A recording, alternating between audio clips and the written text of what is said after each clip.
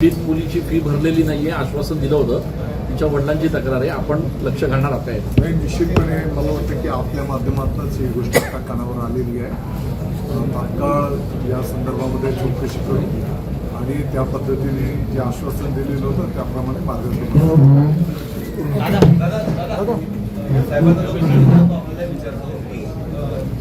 सरकारी अधिकाऱ्यांना ही सक्ती केली जाते. त्यासाठी परीक्षा केली 28 जून रोजी ही भाषा संचालनालयाने. नाही, मला वाटतं की आताच मंत्री महोदयांनी सांगितलेलं आहे या विषयाची माहिती घेऊन आपल्याला नाही या क्षणाला मला माहिती.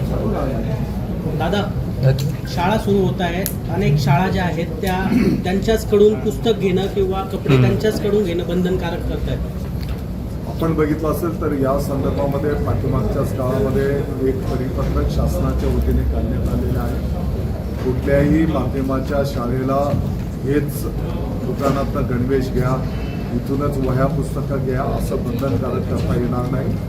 आणि असं जर कोण केलं त्याची जर तक्रार आली तर चौकशी करू आणि त्या ठिकाणी कारवाई पण केली जाईल. दादा, शालार्थ आयडी प्रकरणामध्ये शिक्षणाधिकाऱ्यांवर कारवाई झाली आहे, शिक्षण उपसंचालकांकडून. मात्र संस्था चालक आणि त्याचबरोबर जे काही एजंट होते ज्यांनी हे सगळं बरीच पाडलं त्यांच्यावर कारवाई होताना दिसत.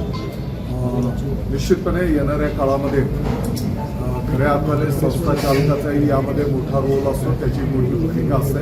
कारण नियुक्ती प्राधिकारी म्हणून तो स्वतः आहे, संस्था आहे आणि म्हणून संस्था चालकांवर पण येणाऱ्या काळामध्ये कारवाई केली जाईल. दादा, एकीकडे चौकशी सुरू आहे, पण एक उपसंचालक आता सध्या शिक्षा भोगतात. मात्र 2 उपसंचालक अजूनही हाती लागत नाही. अनेक महिन्यांपासून ते फरार आहे केसेसमध्ये. हो,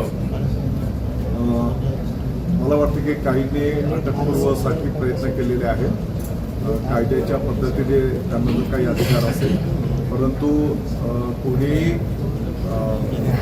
यापासून दूर जाणार नाही. प्रत्येकावर त्या ठिकाणी कारवाई केली जाईल. दादा, सिंहस्थ कुंभमेळ्याच्या कामांमध्ये दादा सिंहस्थ कुंभमेळ्याचे कामं एवढ्या मोठ्या प्रमाणात सुरू आहेत, एवढे दौरे सुरू आहेत. शिवसेनेच्या नेत्यांना, मंत्र्यांना विश्वासात घेतलं जात नाहीये अशी भावना आहे का? नाही, मला वाटतं की आपण जर बघितलं असेल तर काल परवा पण आपलं बोलणं झालेलं आहे.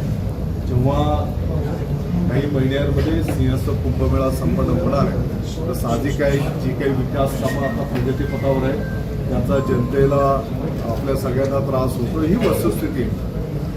परंतु एकीकडे आपल्याला विकास कामं जर साध्य करायची आहे तर थोडे दिवस हा त्रास पण आपल्याला सहन करावा लागेल.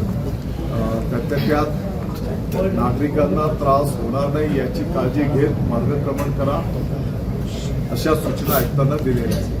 मुख्यमंत्र्यांनी प्रचंड नाराजी व्यक्त केलेली आहे. अधिकाऱ्यांनी नाशिक असोती संस्थागतीने कामं सुरू आहे.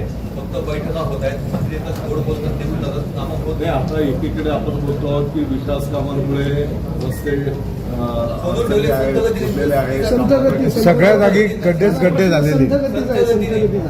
त्या संत गतीला गती द्यायला सांगू.